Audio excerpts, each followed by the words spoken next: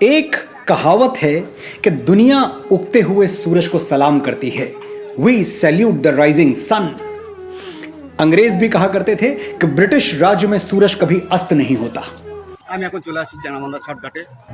আজ ছট পুজো, দুর্গা পুজো যাওয়ার পরে কালী পুজো, ভাইফোঁটা, লক্ষ্মী পুজো যাওয়ার পরে এবার লাস্ট যে উৎসব রানিং উৎসবের মধ্যে ছট পূজা। এখন আমি সেসব দৃশ্য তোমাদের দেখাচ্ছি। एक कव्वाली भी सुनी है, चढ़ता सूरज धीरे धीरे ढलता है ढल जाएगा। ऐसा लगता है जैसे सूरज का ढलना कमजोरी का प्रतीक है, कोई गलत बात है, खराब बात है, अशुभ है। यूरोप और अरब के देशों में ऐसा मानते होंगे, हम भारतवासी नहीं मानते। हम डूबते हुए सूरज को भी पूजते हैं। हमारे लिए पश्चिम में अस्त होता सूर्य उतना ही श्रद्धेय है जितना पूर्व में उदय होता हुआ सूर्य, क्योंकि सूर्य देवता है और दिशा बदलने से देवता के लिए हमारा भाव नहीं बदल जाता।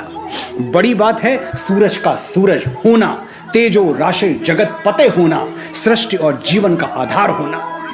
सूरज हूं, जिंदगी की रमक छोड़ जाऊंगा, मैं डूब भी गया तो शफक छोड़ जाऊंगा। हर साल दीपावली के छठवें दिन, तिथियों की भाषा में कहूं तो कार्तिक शुक्ल पक्ष की छठवीं तिथि को 30 करोड़ भारतवासी अस्त होते हुए सूर्य देवता के आगे नतमस्तक हो जाते हैं और अगले दिन सप्तमी तिथि को उगते हुए सूर्य को अर्घ्य देते हैं। भारत की नस नस में बसा हुआ ये त्योहार छठ पूजा कहलाता है और दुनिया भर में मनाए जाने वाले बड़े से बड़े त्योहार का संगीत फीका पड़ जाता है जब यूपी, बिहार, झारखंड की माताएं अपने बेटे बेटियों की लंबी उम्र की कामना करते हुए एक स्वर में गा उठती हैं कि कांचे ही बांस के बहंगिया बहंगी लचकत जाए, होई न बलम जी कहरियां बहंगी घाटे पहुंचाए। मैं समझता हूं इतना करुण, इतना संवेदनशील, इतना मन को छू लेने वाला, इतना माटी से जुड़ा हुआ और इतना भावना से भरा हुआ गीत शायद ही कोई दूसरा हो। छठ माता कौन हैं? इसके बारे में अलग अलग धारणाएं हैं। पुराणों में नवरात्रि में पूजी जाने वाली मां कात्यायनी को ही छठ माता कहा जाता है। सनातन धर्म में उन्हें भगवान ब्रह्मा की मानस पुत्री माना गया है। मानस पुत्री यानी वो बेटी जिसके जन्म में शरीर की कोई भूमिका ना हो, मन से मन का मिलन हुआ, तरंगे टकराई, ब्रेन की एनर्जीज मिल गई और संतान का जन्म हो गया। हॉलीवुड की साइंस फिक्शन फिल्मों में म्यूटेंट्स का जन्म ऐसे ही होता है, हम विश्वास भी कर लेते हैं, लेकिन हजारों साल पहले वेदों पुराणों में लिखी गई ये बातें हमको अविश्वसनीय लगती हैं, कोरी कल्पना लगती हैं। एक बार ठहर के सोचिएगा कि आगे बढ़ने की अंधी दौड़ में हम कितना पीछे जा चुके हैं। अपने सच को झूठ मानते हैं और दूसरों के झूठ को सच। मैं एक ऐसे युवा भारत का सपना देखता हूं जो दिन भर इसरो में बैठ के अंतरिक्ष में रॉकेट्स भेजे, लेकिन रात को सोने से पहले श्रीमद् भगवत गीता के 2 पन्ने पढ़ के ही आंखें बंद करे। ये पूजा पहली बार कब शुरू हुई थी ठीक नहीं कहा जा सकता, लेकिन ऐसे उल्लेख मिलते हैं कि महाभारत काल में द्रौपदी छठ माता की पूजा किया करती थी। बिहार का एक जिला है भागलपुर, महाभारत काल में इसे अंग देश के नाम से जाना जाता था और इसके राजा थे सूर्यपुत्र कर्ण, अंगराज कर्ण। कर्ण भी छठ पूजा किया करते थे, ऐसा पढ़ने में आया है। अब कर्ण तो थे ही सूर्य के पुत्र, तो सूर्य उपासना और पिता की उपासना कर्ण के लिए दोनों का एक ही अर्थ था। कहते कहाँ से हैं सर? सेवा रोड सिलीगुड़ी 2 माइल से। आपके वहाँ तो बहुत बड़ा छठ पूजा होता है। हमारे यहाँ छोटा गाँव आ गए इस साल। हाँ, सर कैसे होता है चेंगड़ाबंधा में? कैसे होता है चेंगड़ाबंधा छठ पूजा? अच्छा लगा मुझे, ये मेरा फर्स्ट है, प्रथम बार मैं यहाँ आ रहा हूँ। क्या नाम है आपका? महाकाल भरत गुप्ता। महाकाल भरत गुप्ता। और मेरा यहाँ ससुराली भी है, इसलिए मेरा फर्स्ट पूजा है यहाँ। उस दिन कुरुक्षेत्र में जब अर्जुन के तीरों से बिंधकर कर्ण वीर गति को प्राप्त हुए तो आकाश पर चमकता हुआ सूर्य रो पड़ा। अपने पुत्र की मृत्यु सूर्यदेव सहन नहीं कर पाए। फिरे आकाश से सूर्यान सारे, नतानन देवता नभ से सिधारे, छिपे आदित्य होकर आर्त घन में, उदासी छा गई सारे भुवन में। ये था कर्ण और सूर्य का संबंध, लेकिन हम भी सूर्य को पिता ही मानते हैं और इस नाते हमारे अंदर भी एक कर्ण सांस ले रहा है। मैं और आप भी कर्ण की ही छाया हैं। छठ पूजा पे जब हम सूर्य को अपना प्रणाम निवेदित करते हैं तो ये आदर सिर्फ एक भक्त भगवान को नहीं दे रहा, एक पुत्र अपने पिता को भी दे रहा है। इसलिए छठ पूजा सिर्फ एक उत्सव नहीं है, हजारों वर्ष पुराने एक संबंध की मौन घोषणा भी है। ये दुनिया जान ले कि हर भारतवासी सूर्य के संतान है। हम सूरज की तरह तपना भी जानते हैं और सूरज की तरह चमकना भी जानते हैं। दुनिया की ऐसी कोई ताकत नहीं जो सूरज को फूंक मार के बुझा सके। जब कहीं कुछ नहीं था तब भी हम थे और जब कहीं कुछ नहीं होगा तब भी हम होंगे। छठ का पहला दिन, इसे कहते हैं नहाए खाए। पूरे घर की अच्छे ढंग से सफाई की जाती है, घर के सभी लोगों को सात्विक भोजन परोसा जाता है, सारा ध्यान सिर्फ पवित्रता पर होता है। छठ के दूसरे दिन लोग साफ किए हुए चौके बर्तन से छठ का प्रसाद बनाते हैं। ठेकुआ, क्या बताएं ठेकुआ क्या होता है और कैसा होता है। मैदे और बेसन में गुड़ मिलाकर ठेकुआ बनता है और उसका स्वाद देवराज इंद्र के स्वर्ग भोज में भी नहीं आएगा, ये बात मैं विश्वास के साथ कह सकता हूं। ठेकुआ जितना खस्ता बने उतना अच्छा।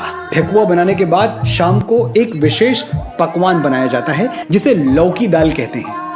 अब देश के अलग अलग भागों में इस लौकी दाल का रंग रूप बदल जाता है। कहीं यह लौकी दाल है तो कहीं गुड़ वाली खीर यानी बखीर। तो जम के लौकी दाल खाओ और अगले दिन के निर्जल व्रत के लिए तैयार हो जाओ। पूरे दिन पानी की एक बूंद भी नहीं मिलने वाली। ये जो निर्जला व्रत का दिन है यही छठ का मुख्य दिन होता है। दिन भर पानी के दर्शन नहीं होते, होंठ रेगिस्तान की तरह सूख जाते हैं और इन्हीं सूखे हुए होंठों से अपने बेटे बेटियों के लिए माएं ऐसे ऐसे गीत गाती हैं कि आंखें भीग के गंगा जमुना हो जाएं। पहले पहल हम कैनी छठी मैया व्रत तोहार, करिहा क्षमा छठी मैया भूल चूक गलती हमार। सबके बलकवा के दीहा छठी मैया ममता दुलार, पिया के सनैहा बनैहा मैया देहा सुखसार। ये गीत छठ का व्रत रखने वाली एक ऐसी महिला गा रही है जो व्रत तो है पर व्रत के सारे नियम कानून नहीं जानती। वो भोलेपन से अनजाने में हुई भूल चूक के लिए छठ मैया से माफी मांग रही है और छठ मैया उसे माफ भी कर देंगी, क्योंकि इस त्योहार में श्रद्धा रखने वाले के लिए कोई कर्म कांड नहीं होता, ना कोई मंत्र, ना कोई पूजा पद्धति, ना कोई पुरोहित, ना कोई यज्ञ हवन। जिसे पूजा पाठ कुछ भी ना आता हो ये त्योहार उसके लिए भी है। फिर नदी या पोखर के किनारे मिट्टी की बेदी बनाकर उस पर आटे से चौका पूरा जाता है। बेदी के चारों कोनों पर ताजा गन्ने या ऊख के पौधे को गाड़ दिया जाता है। देखिए ये है वो पौधा, एक अंश है, एक हिस्सा है उसका, पर है ये ऊख गन्ना। अब इस गन्ने पर साड़ी, गमछा या धोती डाल दी जाती है और बेदी के पास बैठकर महिलाएं अपने मधुर स्वर में छठ के गीत गाती हैं। भोजपुरी, मगही, मैथिली, अंगिका, विज्जिका जैसी ठेठ। আমি এখন আছি চ্যাংড়ামান্দা ছট ঘাটে। আজকে ছট কালী পুজোর 6 दिन পরেই ছট পুজো চালু হয়। তো আজকে চ্যাংড়ামান্দা ছট পুজো আমি তোমাদেরকে দেখাচ্ছি।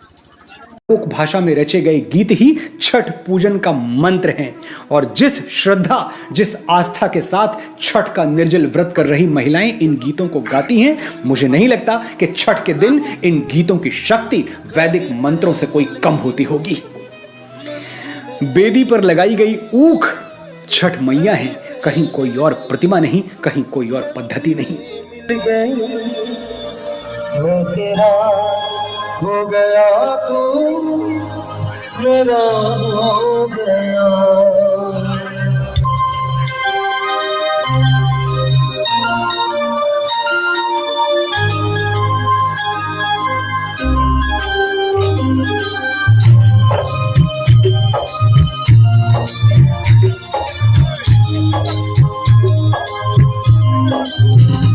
ओ मेरे सावरे मिल गई छावरे, ओ मेरे सावरे मिल गई छावरे। अब देखा तो पूरा मेरा हो गया। देखते ही तुझे मिल गया सब मुझे, देखते ही तुझे मिल गया सब मुझे। मेरा हो गया तू मेरा हो गया, मेरा हो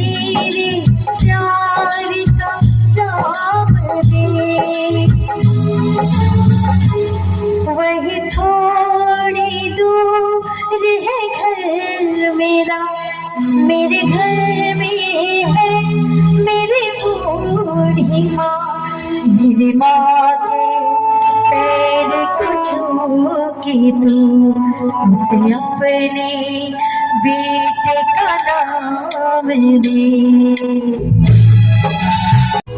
गीत खलियानों में रवि आंचल से दिखा दो वादा, आओ कि घर कब आओगे, कि घर कब आओगे, देखो कब आओगे, कि तुम मेरे घर सोना सोना। छठ के अंतिम दिन यानी सप्तमी तिथि को एक पहर अंधेरा बाकी रहते ही लोग अपने घरों से निकल पड़ते हैं अपनी बेदी तक पहुंचने के लिए। पिछली शाम की तरह ही बेदी के पास बैठकर गीतों से और प्रसाद से छठ का पूजन करते हैं और सूर्योदय की प्रतीक्षा करते हैं।